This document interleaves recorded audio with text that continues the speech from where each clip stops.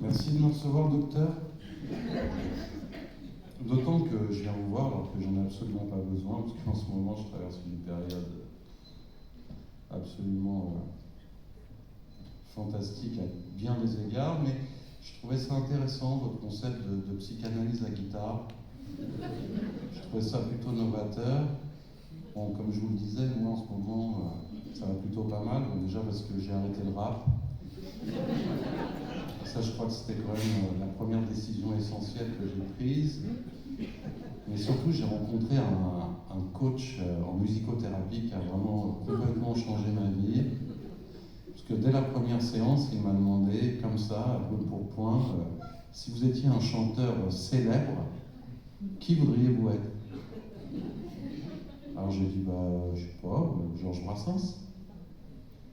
Et là, il m'a dit, je vois ce qu'il vous faut. Je vais vous proposer un module d'humilité musicale. En fait, vous allez choisir une chanson de Brassens, n'importe laquelle. Vous allez changer absolument tous les mots, mais en gardant les mêmes idées. Ça va vous permettre de comprendre la puissance d'écriture du maître. Ça va donc vous ramener à votre propre humilité et donc à votre propre statut de chanteur moins connu que Georges Brassens. Alors j'ai trouvé que c'était une excellente idée et je me suis d'abord attaqué à la chanson Le Gorille. Vous la connaissez, docteur? C'est en ré majeur, je crois. Oui, c'est ça. J'avais trouvé un bon refrain, ça faisait attention,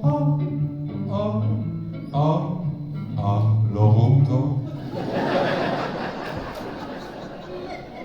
Alors là, on m'a fait comprendre que c'était pas exactement le même animal. Hein. J'ai senti que ça allait être trop compliqué, je me suis rabattu sur Chanson pour l'Auvergnat. Vous la connaissez, docteur? C'est en si mineur. Vous avez un sacré groove.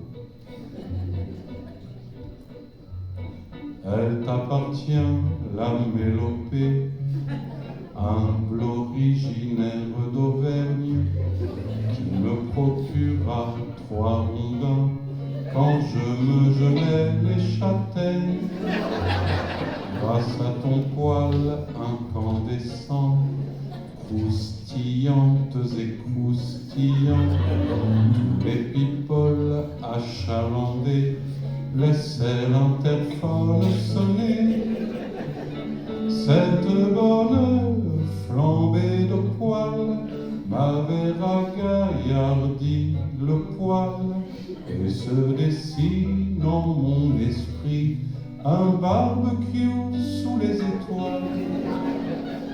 Humble originaire d'Auvergne, quand roc éclair te crèmera, il t'emmène à travers les cieux, auprès du bon Dieu.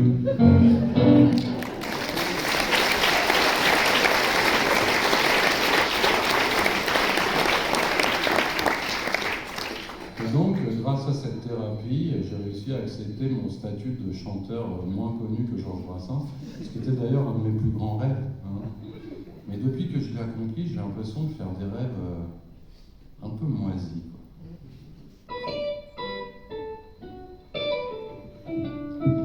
D'aucuns font des rêves de lune, moi je fais des rêves de nul où je suis employé de bureau fatigué qui baille au cornet un lundi sans soleil, et soudain je me réveille.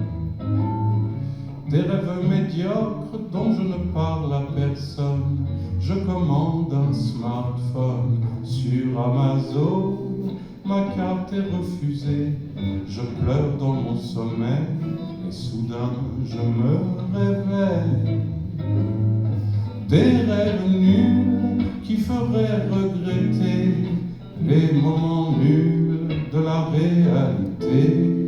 Je fais la gueule dans la queue du leader pour encaisser des Pringles. L'autre nuit j'ai fait le pire des cauchemars, des voyous démontaient mes jantalus sur le trottoir. Je veux bien que l'on touche à mes rêves moisis, mais pas à la carrosserie.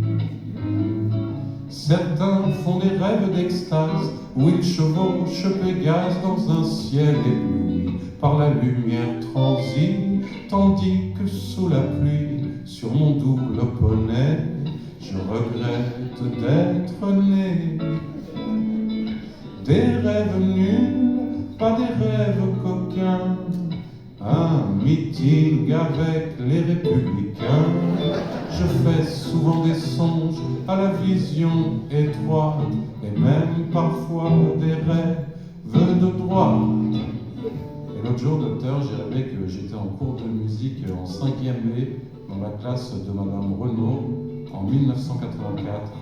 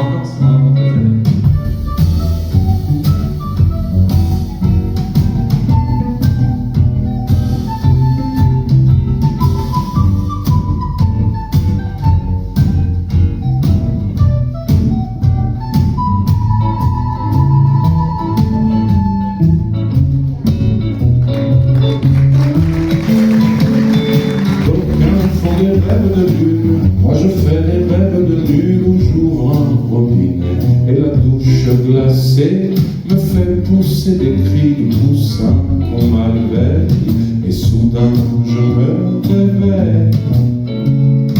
Des rêves nuls qui feraient regretter les moments nuls de ta réalité. Une coloscopie, une double hernie discale, une nullité radicale.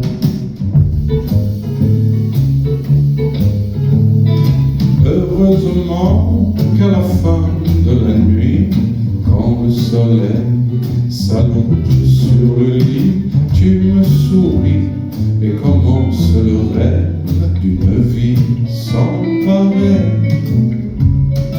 Heureusement qu'à la fin de la nuit, quand le soleil s'allonge sur le lit, tu me souris et commence le